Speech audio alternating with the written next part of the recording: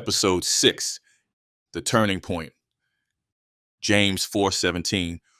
So whoever knows the right thing to do and fails to do it, for him it is sin. 2.5 years stretched like a hesitant inhale, and the block shifted in ways that crept up on you if you weren't paying close enough attention. Jacob was locked up, waiting for his trial, his absence reshaping the silence every corner carried. The police had pulled back after his arrest, their flashing lights and unmarked cars retreating to easier battles, leaving us to fend for ourselves.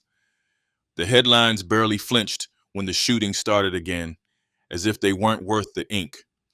One of the bodies belonged to a boy no older than 11, Quin's son, the same cop who used to make life unbearable for everyone on the block. He lived, rescued by a doctor they called Dr. J, a man who grew up in the West Side projects but clawed his way out. If the streets taught you anything, it was irony. At 13, school no longer felt like just a requirement. It was a lifeline I hadn't known I'd needed, a ladder pulling me from the quicksand I'd been sinking into for as long as I could remember. Elijah had pushed me toward it, saying grades could be a weapon, sharper than a blade if you knew how to wield them. He even hooked me up with a part-time job flipping burgers at a fast food joint when the bell rang. It wasn't glamorous, but it was steady, and for the first time, my pockets weren't empty. Elijah's basketball camp drew kids off the corners, gave them a reason to stay late at the park when the air buzzed with mosquitoes and tension. And still, there was Shey Shey, a ghost of herself. She'd pulled away slowly after Jacob's arrest, her eyes filled with something I couldn't name, but felt every time she was near. I ran drills with Elijah at the camp when I wasn't working, my movements mechanical, thoughts scattered. Shey Shey's absence gnawed at me, her expression on that last night replaying like a skipped record. When I passed her on the block, her shoulders would stiffen, and she'd cross the street like the very ground beneath my feet wasn't to be trusted. I wanted to say something, break apart the silence that had grown thick between us, but the words wouldn't come. Maybe it was guilt. Jacob was gone because of all the things I hadn't said, hadn't done. I wondered if she blamed me for that too.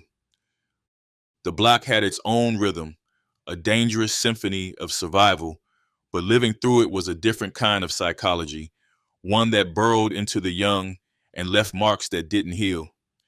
Every corner buzzed with unseen decisions, whether to run or stay, speak or swallow.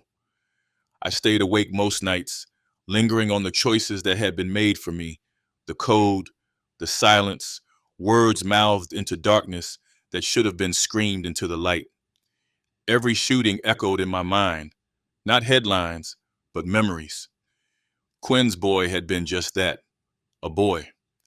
My younger self hadn't been able to see it, distorted by fear and adrenaline, calling him a man because admitting otherwise was harder.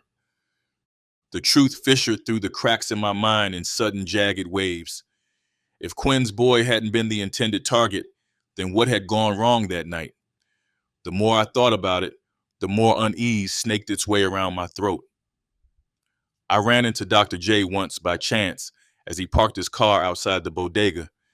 He had kind eyes, the kind you didn't expect to find in a man who'd grown up in places like this, and something about him made me want to ask questions I couldn't bring myself to voice. He didn't linger, just nodded in acknowledgement before heading inside, where the walls could shield him from whatever haunted the air out here. I saw Elijah after work one night, leaning against the park gate as the streetlights flickered weakly overhead.